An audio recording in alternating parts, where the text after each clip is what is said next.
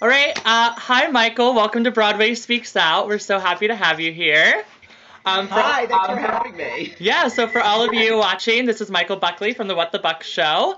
We're going to start by asking you, we know that you do a lot of about celebrities, so tell us about Sherri Shepherd and Elizabeth Hasselbeck on The View, and your opinion. Oh my god, I hate them both. It's so funny because I used to like Sherri back in the day. When Sherri was auditioning to be a co-host, she was so much funnier and more interesting, and now she's just such an idiot. And I mean, I'm not even talking about the world is flat and all the things last year. She is just so nervous. She's just way in over her head. And I don't know. And I don't understand why she doesn't divorce that husband. She's like, I've been getting divorced for 3 years. I mean, she's so effing weird.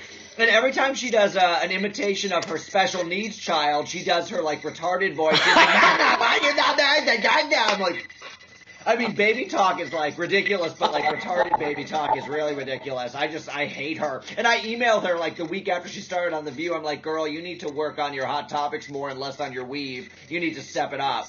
And Hasselbeck, you know, she is what she is. She's great for the show, though. I mean, I can't stand her, but, I mean, it's great counterpoint for a very liberal panel. We need the conservative on the show. Did you see Ann Coulter on the show when she yelled at Barbara?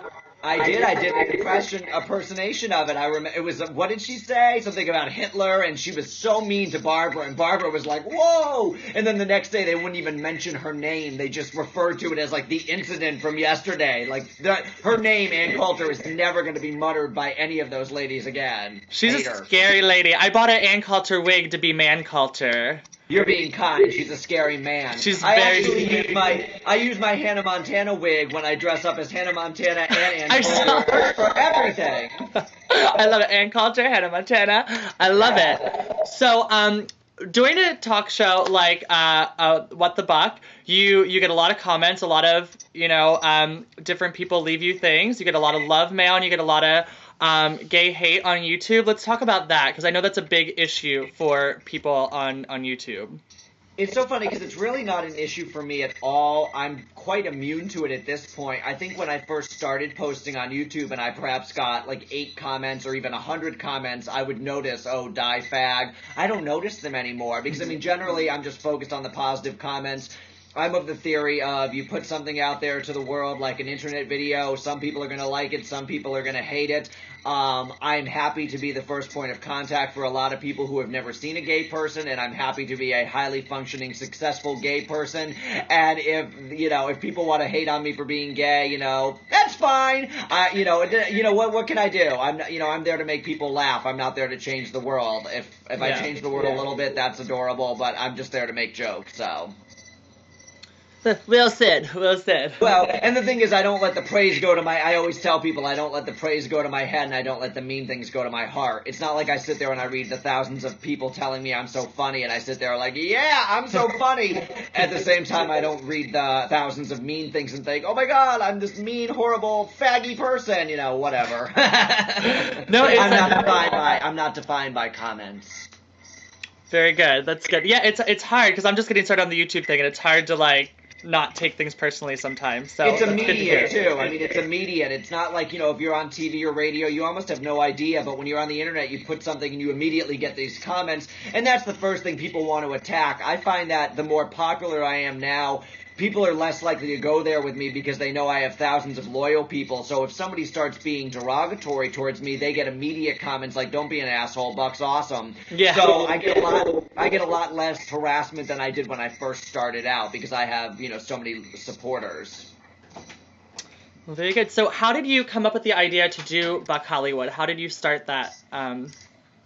You know what? I just knew that I didn't want to be an actor or somebody who kind of threw myself out to auditions. I probably went on, and I have such respect for, actors or people who do that and, make that decision. I didn't want to, I just wanted to be very comfortable, and I didn't want to go on auditions for things I was wrong for. I just wanted to create something I was right for, so that's what I did. When I started, I had no idea that I could make a living doing this, nor did I know that it would become as big as it did.